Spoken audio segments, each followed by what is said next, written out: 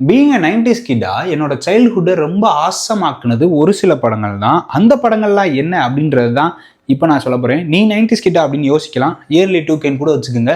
அதெல்லாம் பிரச்சனை கிடையாது. நான் என்னோட சைல்ட்ஹுட்டில் பார்த்து ரசித்த படங்கள் நீங்களும் ரசிச்சிருப்பீங்க. அது எல்லாத்தையும் இப்போ லிஸ்ட் பண்ண போகிறோம்.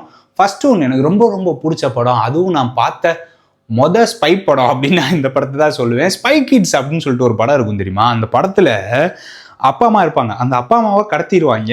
அவங்களுக்கு 2 பசங்க, ஒரு பையன் ஒரு பொண்ணு இருப்பாங்க. அந்த பொண்ணு பையனும் சேர்ந்து அப்பா அம்மாவை கண்டுபிடிக்க போவாங்க. அவங்க நிறைய கேட்ஜெட்லாம் யூஸ் பண்ணுவாங்க. இந்த மாதிரி கேட்ஜெட்ஸ்லாம் இருக்கா அப்படின்னு சொல்லிட்டு சின்ன வயசுல நான் அப்படி பார்த்துட்டு இருந்தேன் அந்த படத்தை. இப்போ வரைக்குமே அந்த படத்தை என்னோட வாழ்க்கையிலேருந்து பிரிக்க முடியுமானா முடியாது. இப்போ கூட ஒரு ஸ்பை கிட்ஸ் எடுங்க, நான் போய் உட்காந்து தேட்டரில் ஆன்னு உட்காந்து பார்த்துட்டு இருப்பேன். ஏன்னா அந்த அளவுக்கு அந்த படம் எனக்கு பிடிக்கும். நம்மள நிறைய பேர் முத பார்த்த ஒரு ஸ்பை படமாவே அது இருக்கிறதுக்கு சான்சஸ் இருக்கு. இதுல 2வது படம் என்னன்னு பார்த்தீங்கன்னா ஸ்டூவர்ட் லிட்டில்னு ஒரு படம் இருக்குங்க.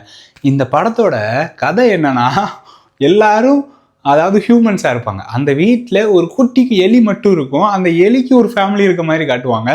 அந்த எலி வந்து இவங்க ஃபேமிலிக்குள்ளே சேர்ந்துடும். அதுக்கப்புறமா அதை இவங்க ஒரு பையன் மாதிரியே ட்ரீட் பண்ணுவாங்க. அதுக்கு ட்ரெஸ்ஸு, அதுக்கு ஒரு பொம்மை காரு, பொம்மை ட்ரெயின் அப்படின்னு சொல்லிட்டு பல விதத்தில் பல பொம்மைகள் வாங்கி வச்சுருப்பாங்க. அது போக அதே வீட்டுக்குள்ளே ஒரு பூனை வேற இருக்கும், பெர்ஷியன் கேட்டு. அந்த பூனைக்கு இந்த எலியை பிடிக்காது. அவங்களுக்குள்ள ஒரு சில சண்டைகள், அந்த எலியை பற்றி விடுறதுக்கான வேலைகள்லாம் நடக்கும். அதுக்கப்புறம் அந்த எலியை கண்டுபிடிப்பாங்க. சூப்பராக இருக்கும் இந்த படம். இந்த படமும் என் சைல்டுஹுட்டை ரொம்ப ஆசமாக்கியிருக்குன்னே சொல்லலாம்.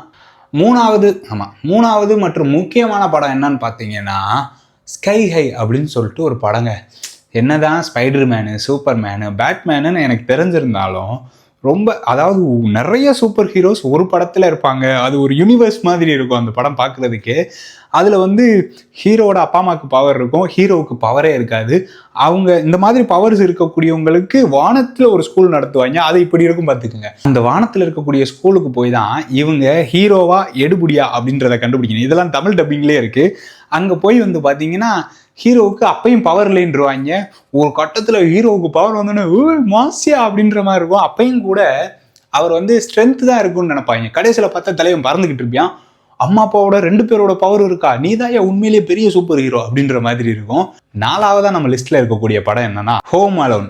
இந்த ஹோம் அலோன் படம் ஃபஸ்ட்டு பார்க்குறப்ப அவ்வளோ சிரிப்பாக இருக்காது. ஆனால் ஒரு 2-3 தடவைக்கு மேலே போகும்போது ஒரு சொன்னா இவ்வளோ வேலையை பார்க்குறானே, அப்போ நம்மளும் பார்த்தா என்னன்னு சொல்லிட்டு வீட்டுக்குள்ளே நிறைய சேட்டைகள்லாம் பண்ணியிருப்போம், வீட்டில் அடி வாங்கியிருப்போம். இது என்னோட புரிதலில் அந்த படம் அப்போ பார்த்தது. இப்போ திரும்ப போட்டால் பார்ப்பேனான்னு கேட்டால் ரொம்ப போர் அடிக்குதுல அப்படின்ற மாதிரி ஒரு ஃபீல் வர ஆரம்பிச்சிருச்சுங்க.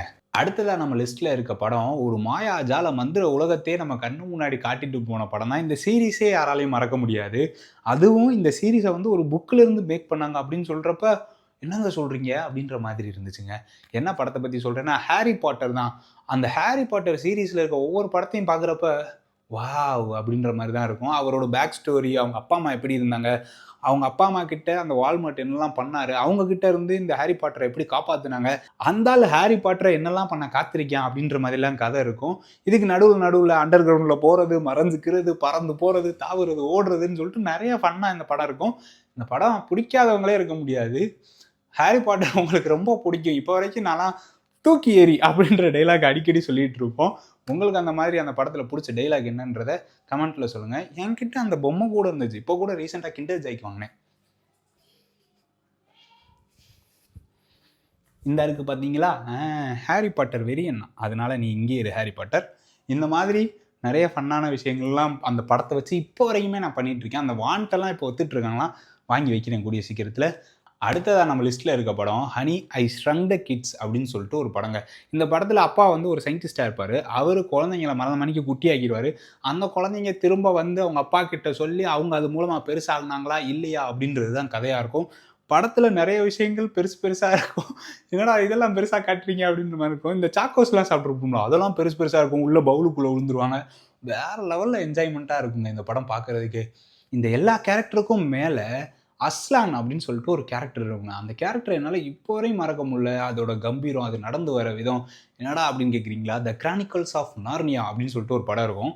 அந்த படத்தை இப்போ வரையும் என் மைண்ட்லேருந்து எரேஸ் பண்ணவே முடியல. நான் இன்னுமே என்ன நம்பிட்டு இருக்கேன்னா, அந்த குதிரை மனுஷங்க, அதுக்கப்புறம் அந்த டம்ளர்ஸ்னு ஒரு கேரக்டர் வரும் இல்லையா, அதாவது ஆடு மாதிரியே இருப்பாப்புல அவர், அப்புறம் சிங்கம் பேசும், இதெல்லாம் யோசிச்சுட்டு இருக்கேன். அந்த பீவர் தம்பதிகள் அப்படின்னு சொல்லிட்டு 2 கேரக்டர் வரும். என்னங்கடா இவ்வளோ இருக்குது, பிளாட்டிபஸ் முடியலை, அவ்வளோ வச்சுருப்பாங்க. அந்த உல்ஃப் கேரக்டர், அந்த ஃபாக்ஸு, எல்லாத்தையும் என்னால் மறக்கவே முடியல. நான் நார்னியா வேர்ல்டுக்கு போகணும் அப்படின்னு சொல்லிட்டு பீரோ கதவை திறந்து உள்ளே போயெல்லாம் உட்காந்துருக்கேன்.